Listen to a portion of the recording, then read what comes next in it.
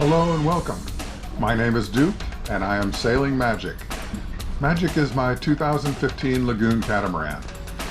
Now, one thing that's different about a cruising boat and just a day sailing boat is you often find cruising boats with laundry hung on the lifelines, the little lines going around the deck.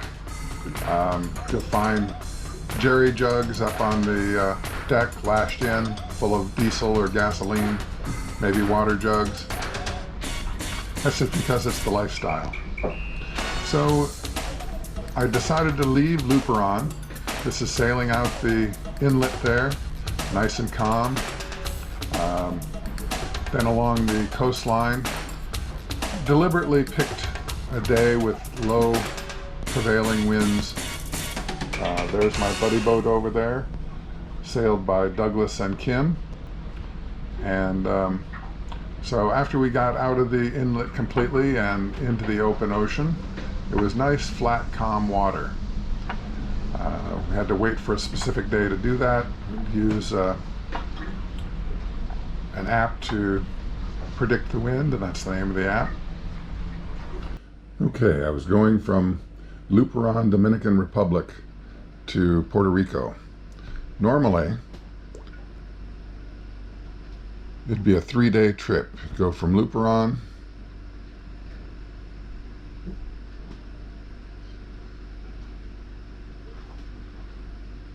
down here,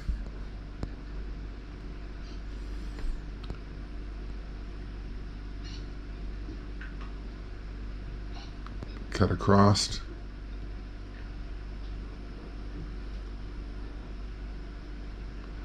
then you'd go down into the Bay of Samana, and that would be a 24-hour trip.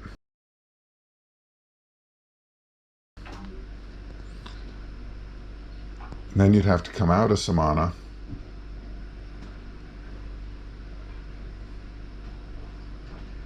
about like that, and then you have the Mona Strait in here. So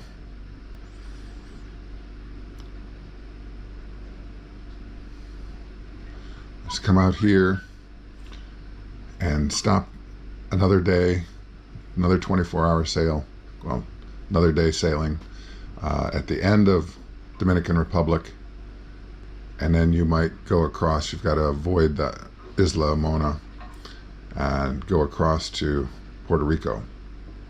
Instead, what I did was from Dominican Republic, I sailed out here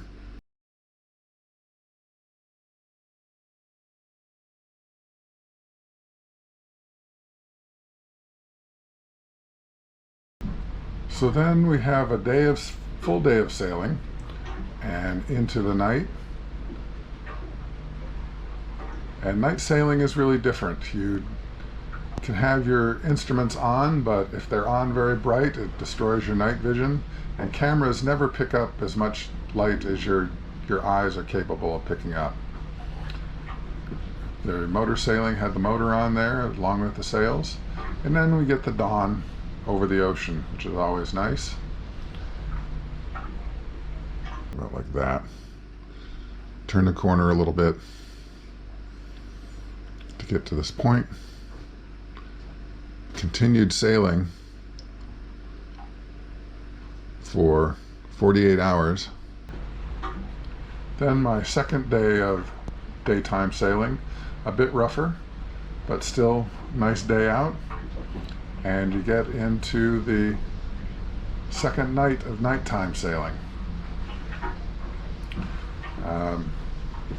So then I'm trying hard to stay awake, which I did, and arrive in Puerto Rico. Well, off the coast of Puerto Rico. So I'm sailing off the coast of Puerto Rico, enjoying the view, and have a little problem. Battery alarm starts going off, and it's a very annoying sound, much more than you can hear it here.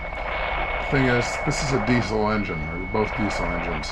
They don't use much in the way of electricity, so it can drain the battery for a little while without hurting anything, so I just keep going. And then come over to Puerto Rico. And passing this other nice little sailboat, the alarm's still going off. All around Puerto Rico I found a lot of sargasso seaweed, which is similar to Velcro in my opinion. It gets clogged and everything. Disaster struck. All my instruments went out. I had to navigate by old school with the analog compass and paper charts. One of the things that I wanted to do in Puerto Rico, because it's an American territory, you can get stuff there without paying import duty, so I bought a new dinghy. It's got a better draining plug than my old dinghy. It's got aluminum flooring, which is lighter weight than the fiberglass flooring of the old one. It's got a step here, which is very handy for getting in and out of the dinghy. The other dinghy didn't have it. A storage container for your anchor and your gas tank. Otherwise, the gas tank in the old dinghy just kept sliding around the floor and getting in the way. Very inconvenient. It's got tabs in the bottom there for tying up your lift points. Space for a seat, which the other dinghy did not have a seat. Good grab handles and a good mounting point for the outboard. The other one, the transom mounting point, was falling apart. It's got handholds for the passengers sitting there. And then we come upon some tarpon, which were being fed. And these are fish that are 3 to 4 feet long, 30 or 40 pounds. Not really edible, they're related to carp. I suppose you could eat them, but nobody wants to. They're kind of garbage fish. But they're entertaining to watch when they're feeding. They tend to hide under boats like barracuda do. One of the other problems I had, 2 problems. One, my topping lift broke, and 2, I didn't have a halyard for the spinnaker. So I got my friend Douglas to go up, and when you send somebody up in a bosun's chair to work on it, be sure you have the line and a safety line.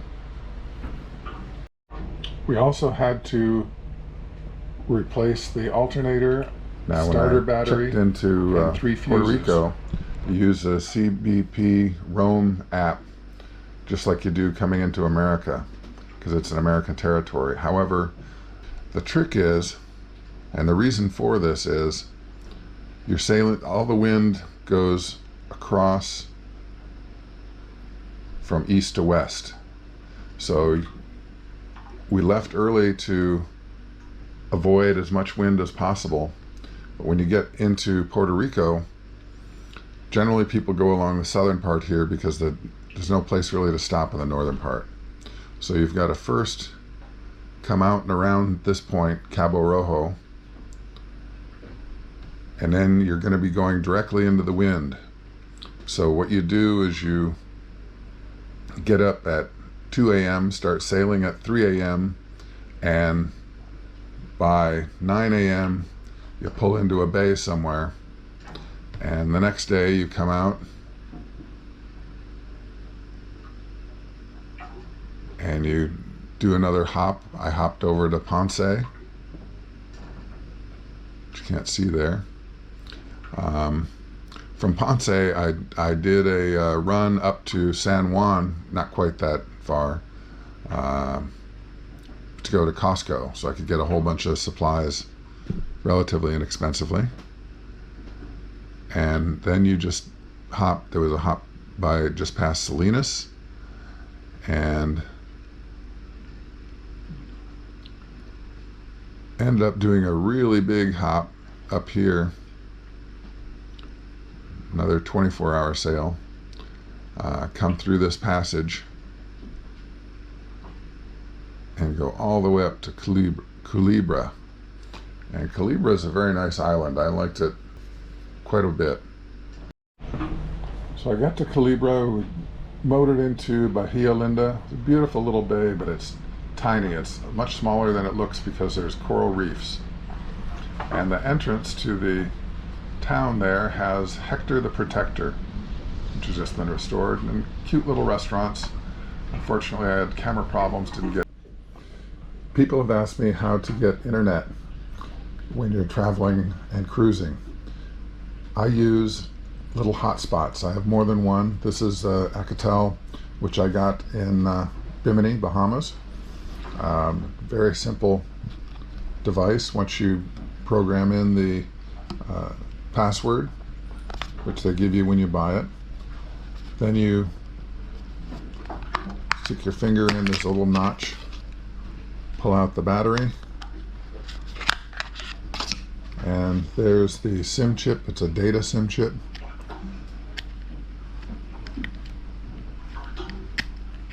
Once you get that going, pull that out, put in your new SIM chip from the country that you're in.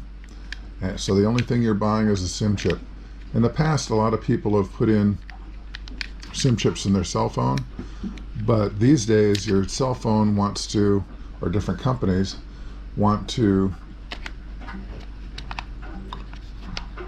double check that it's you when you change something by sending a text message to your cell phone. If you've changed the SIM chip in your cell phone, you're probably not going to get that message. So, and for the cover, see that dot there? It's got to align with that dot. You put it all back together again. You've already got the password programmed in it, and you're good for the new country.